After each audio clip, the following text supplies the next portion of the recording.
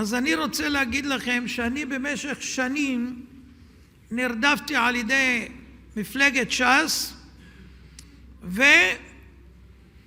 ויש אחד שהסתתר מאחורי פרסומים כנגדי במשך שנים, פרסם סרטונים, מאות סרטונים ודברי נאצה. ביניהם הוא היה תחת השם רפי כהן, רפאל כהן. הוא כתב בין השאר שאני השפעתי על אדם בשם אמיר בסטיקר לרצוח באלימות קיצונית את שכנו, וגם הציג סרטון שתומך בטענה. דרך אגב, אותו בן אדם היה לא שפוי ויצא זכאי במשפט. הוא באמת רצה, ויצא לא נורמלי, אבל הוא ייחס את זה אליי. אחר כך הוא כתב במקום אחר שאמנון יצחק צריך לתלוש לו את הזקן והפאות, והוא בור בעם הארץ וכולי. ועוד דברים איומים. זהו, זה מה שהוא פרסם. אנחנו שנים חיפשנו מי זה האיש. לא הצלחנו לעלות על זה. אבל הקדוש ברוך הוא יש לו סבלנות מסיבות שלו, וזיכה אותנו לתפוס את האיש. תכף תראו בדיוק במה מדובר. אז הסיפור הוא ככה. בשנים האחרונות ערוץ יוטיוב פעיל ביותר עם הסרטונים שהיו של דייזי וחבורתו, חבורת הזבל. היה לו שם פיקטיבי, רפאל כהן. אף אחד לא ידע מי זה. והוא העלה מאות סרטונים. וכולם נגדי. בשלב מסוים אפילו פנה אליו וביקש איתו פעולה להשמיץ אותי ואת הקהילה. אותו רפאל כהן חשב שהוא עושה פשע מושלם ולא יגלו אותו לעולם, אבל כידוע לשקר אין רגליים וסופו להתגלות. הפעלנו חוקר פרטי שהצליח לגלות מי האיש, וגילינו שמדובר בשסניק, נער מרחוב הקבלן בירושלים. כיום הוא בגיל 19.5. מגיל 16 הוא יושב כל יום ביוטיוב, מעלה סרטונים, לא רק שם, אלא חשבונות בטוויטר, בגוגל פלוס, וגם דפי פייסבוק. ממש איש ספר, והגית בו יומם בלילה. נודע לנו שהילד הזה עבד בבחירות לטובת ש"ס, כך אמא שלו אמרה. וזה כמובן לא מפתיע לאור המעשים הפסולים שלו, שיושב כל יום באינטרנט. אתם מבינים שהאריה עמד מאחורי כל זה, כן? מלך היער שיושב בכנסת, כן? והחוקר ששלחנו הציע לילד עבודה בש"ס לקראת הבחירות. מה לעשות? לפרסם באינטרנט. שואל אותו הילד, אז הוא שואל את הילד, האם זה הוא שמפרסם תחת השם רפאל כהן? מיד שהוא שמע את השם הזה הוא אמר לחוקר, ואישר שהוא מפעיל את הערוץ, ואפילו יש לו עוד כמה ערוצים. בהמשך הוא אפילו התחיל לשאול את החוקר כמה כסף ישלמו לו עבודה, ולפי מה הוא יקבל כסף על הפעילות שלו. כלומר, הבן אדם בעל ניסיון בקמפיינים באינטרנט. הרי ברור ששילמו לו כדי להשמיץ אותנו במשך שנים. איך יכול להיות ילד בן 16, יומם בלילה יושב, אתה לא יכול לשנוא אותי אפילו, אתה לא מכיר אותי בשביל לשנוא אותי. גם לא הייתי בקשר איתך, לא פעלתי נגדך מאומה.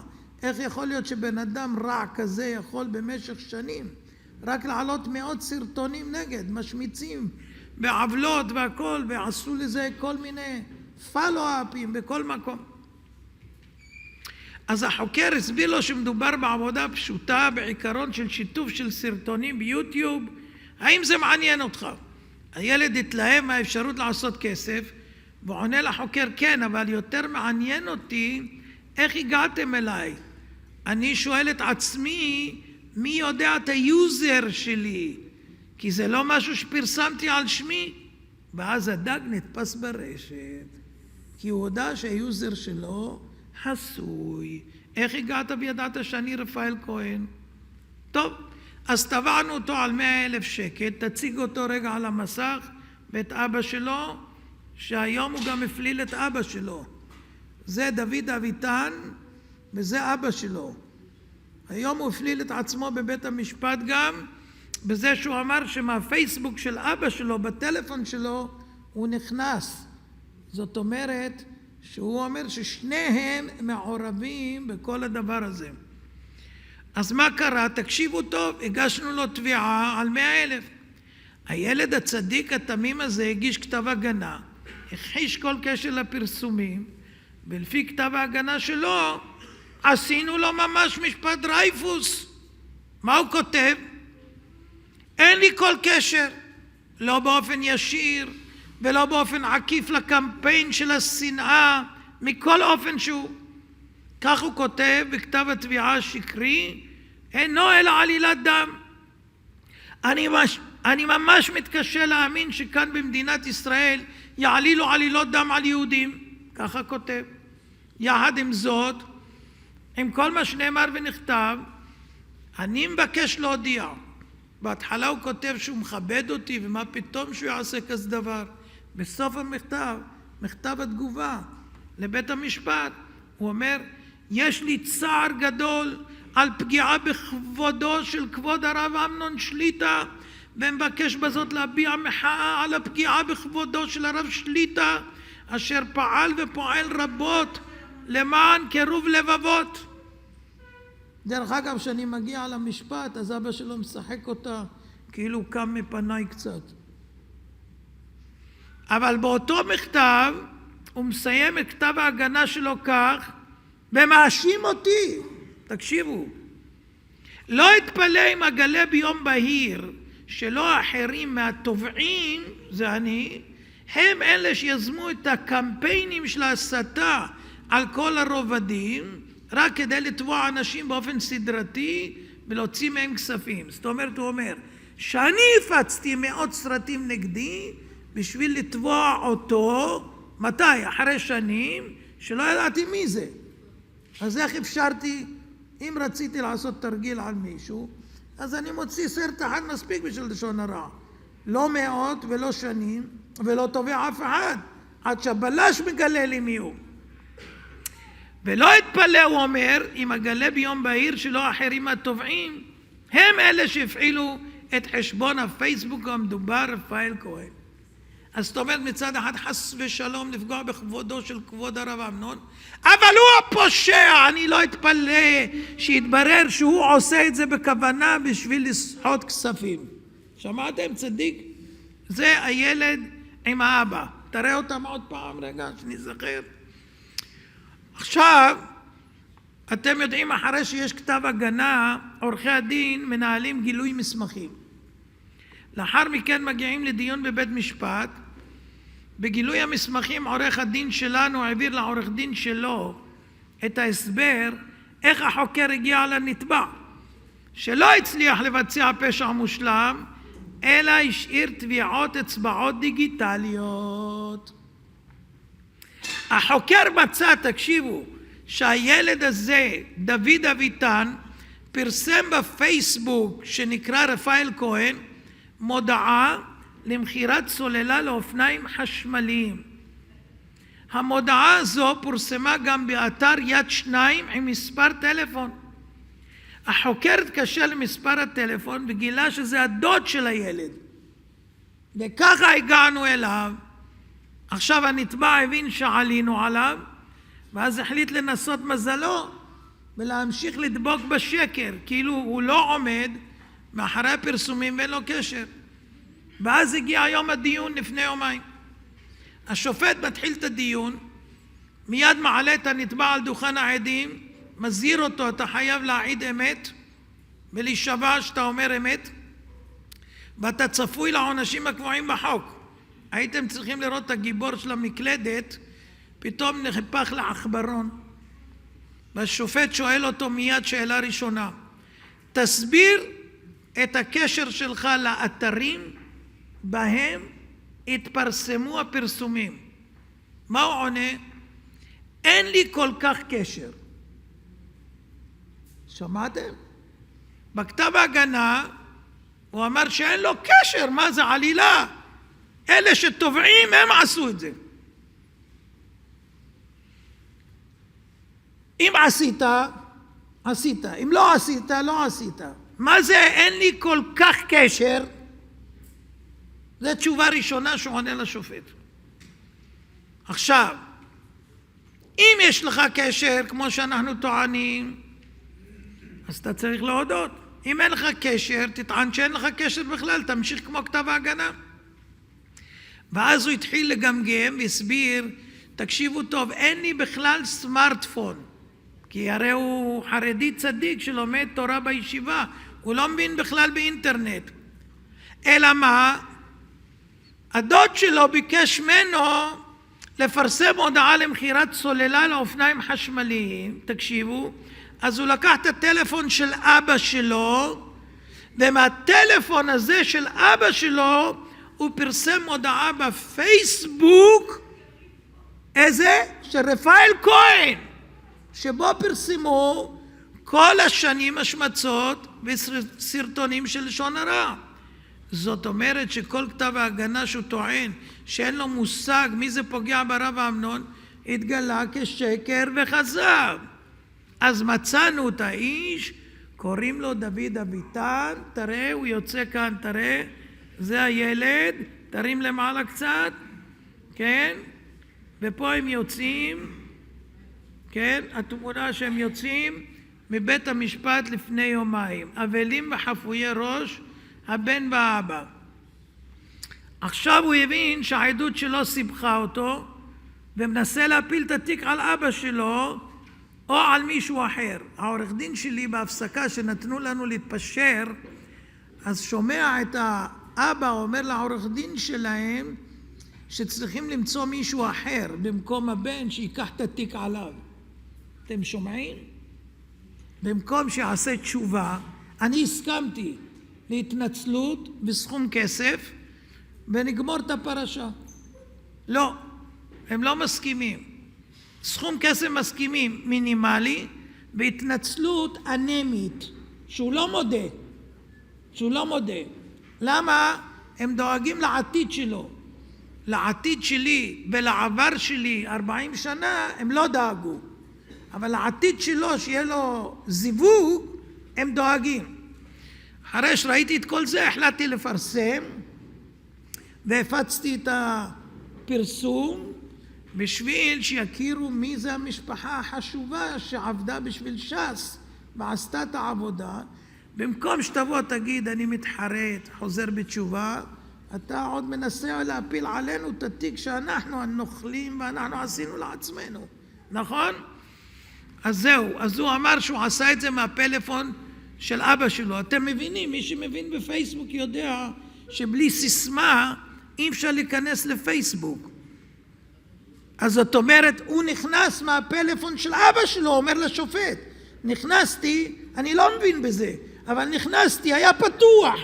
אז איפה אבא שלו נמצא? בפייסבוק של רפאל כהן, שפרסם עליי כל הזמן. ויש לנו עוד באמתחת הקלטה שלו עם הבלש, הכל יבוא בהמשך. אז לכן, כל מה שאמרתי עד עכשיו, זה הדין שלו. מי שמבזה תלמיד חכם, מי שמבזה את מי שעוסק בצורכי ציבור, מי שעושה את זה, אין לו חלק לעולם הבא. והוא לא רוצה לחזור בתשובה, וגם לא רוצה להתנצל ממש, ואם כן, אז לשלם קצת, ככה משהו סמלי. תמבלולו, רק הבלש עלה לנו אלפי שקלים. ועורך דין, זה עוד לא נגיד כמה. ואתה רוצה לשלם כאילו? לא הבנתי. מה עם כל 4 שנים ומאות פרסומים? הרי על כל לשון הרע אחת זה 140,000. עם כוונת זדון. ודאי שיש פה זדון. על כל פרסום. לא עשינו לו על כל מאות הסרטים, על כל אחד תביעה. אתם יודעים מה עוד הכי מדהים? איך הוא קשר את עצמו לנושא? איך שהוא קיבל את המכתב התראה מאיתנו, שעות ספורות אחרי זה נותקו כל הפרסומים. מעניין איך ידע ההוא שזה לא הוא, להוריד את כל הפרסומים בשעה שהוא קיבל את המכתב. טוב, זה ילד חכם לשעתו, אבל ברגע שנתפסים השקרנים תמיד מסתבכים, והשופט כבר עלה עליו, הבין בדיוק מה הסיפור, ועכשיו יהיה הוכחות, תצהירים, והמשך יבוא, זה יהיה מעניין. אבל בינתיים אנחנו נפרסם בכל מקום את המשפט הזה, זה יהיה משפט ראווה. לא עשיתי את זה עם כל הקודמים שהפסידו לי, טבעתי עשרות, כולם הפסידו. כבר קניתי 2 מכוניות, לא אחת, מהכסף שלהם.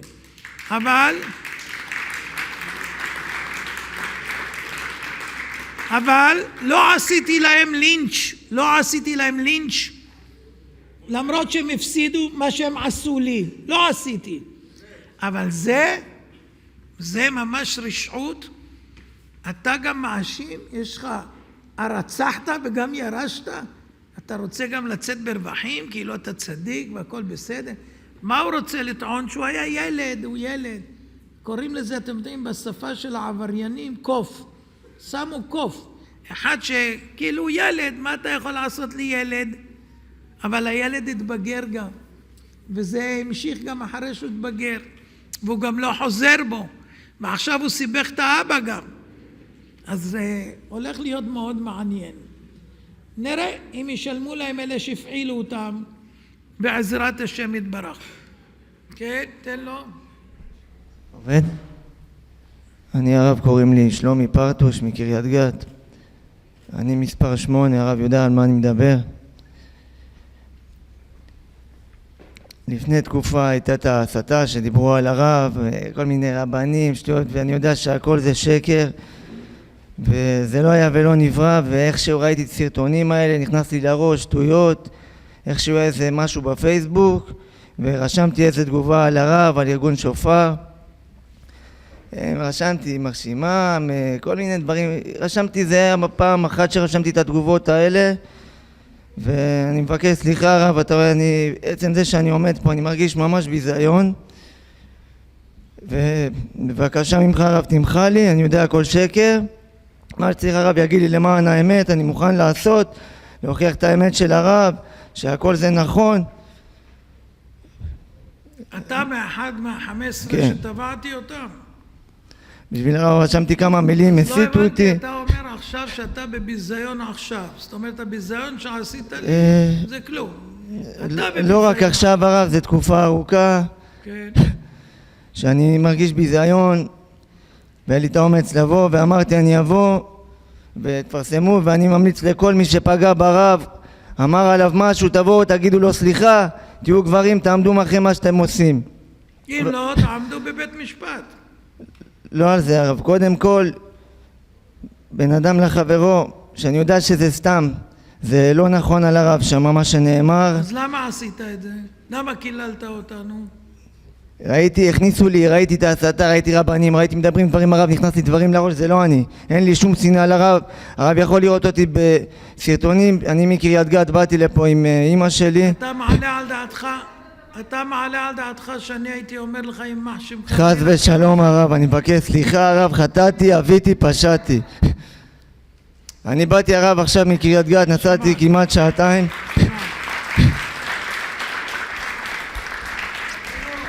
אתה תעמוד בקשר עם העורך דין שלי ונראה מה נעשה. בבקשה הרב, מה שאתה יכול הרב, זה עשה לי לא טוב. לא צריך, אני שמעתי, הבנתי אותו. מצוין.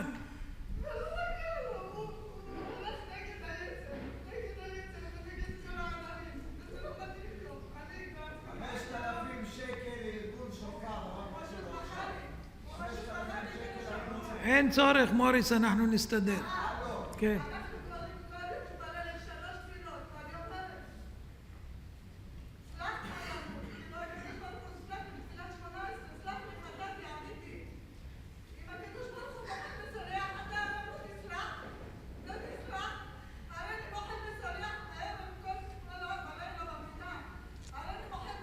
אמא די. בואי אני אלמד אותך משהו עכשיו, תקשיבי טוב. לא, את לא רוצה לשמוע? אז את לא רוצה לשמוע? אז תשמעי עכשיו מה שאני אומר. מה היה קורה אם חס ושלום מישהו רצח את הבן שלך ממש? ביום אחד הוא בא ועמד בהרצאה ואמר לך, אני מבקש ממך סליחה, עשיתי טעות, הסיתו אותי, נתנו לי אקדח ביד, הרגתי אותו, אני יודע שעשיתי טעות, אני אפרסם בכל העולם שעשיתי טעות, ואני מציע לכל האנשים שעשו טעות כמוני לעשות ככה וככה, וזה הכל. ותסלחי לי, לא, את יותר מהקדוש ברוך הוא? הקדוש ברוך הוא סולח לכולם, אז למה שאת לא תסלחי? הרגו לך בסך הכל את הבן. הרב, זה היה... אני שואל אותך שאלה, תעני לי עכשיו. שואל אותך שאלה, האם היית סולחת בכזה קלות על שלקחו לך את הבן? הרב, אתה צודק 100%. תעני רגע, היית סולחת או לא? רק תעני לי, כן או לא, היית סולחת? הרב.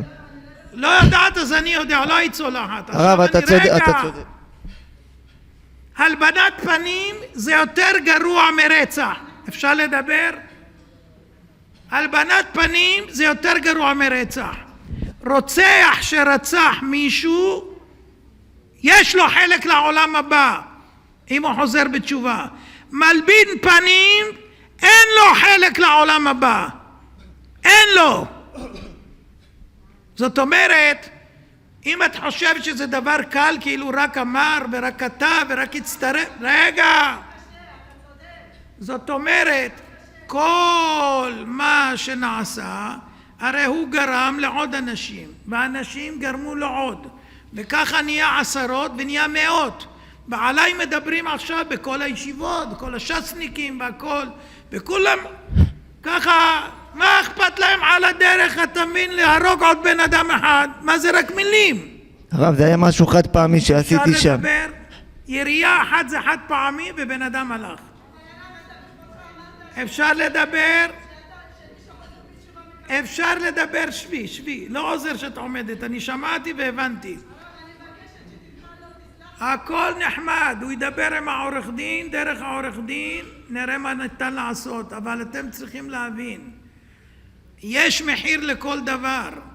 אני צריך לשבת ימים ולילות, לחפש את האנשים האלה שמפרסמים עליי דברי שטנה, הסתה, אני מאוים ברצח כבר כמה פעמים, הגשתי תלונה עכשיו רק על בן אדם בשם ודיסלב שמאיים ברצח וכן הלאה. באו שרפו אצלי את הבית כנסת.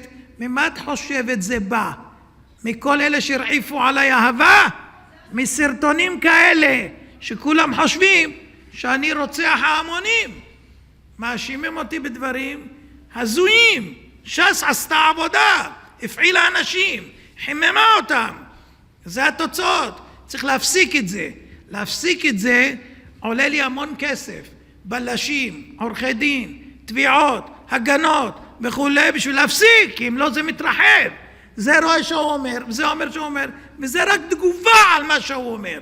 הוא אומר שהוא ככה וככה, וזה רק מגיב, יימח שמו ויימח שמם, והם כאלה והם ככה, וזה מרחיק אנשים מלהתקרב לבורא. ובמקום שאנשים יקשיבו לדברי תורה ויחזרו בתשובה, לא רוצים לשמוע. אם זה האנשים, מי ישמע אותם? אז את חושבת שזה הולך בסליחה וכפרה ושתי דמעות וארבע?